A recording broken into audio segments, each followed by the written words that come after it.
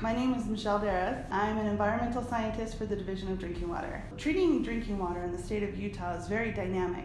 There's many drinking water sources. It comes from springs, wells, lakes, or rivers.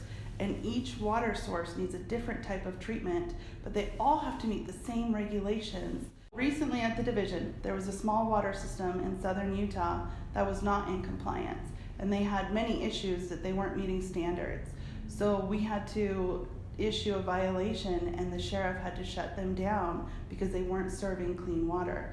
Instead of just enforcing an action on them, our director would rally as many team members as possible, and as the sheriff showed up at 1 o'clock to shut them down, and at 4 o'clock we were there to help them figure out how they can get restarted. So when we showed up on the site visit, it was a local health department, a DEQ engineer, and myself to provide technical assistance. We had to help them service their notice of violations, and I did a thorough inspection of their water treatment plant to see if we can get them back into compliance, if they were using the proper chemicals, the proper treatments, and I spent a course of 2 to 3 days working with the water system and helping explain the rules, what they needed to do to get back into compliance, and the issues that they were missing.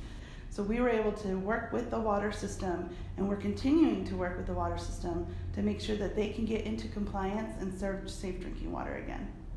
It's my goal to help set them up for success, because when they're successful, we're all successful, and we're a part of a team in protecting public health.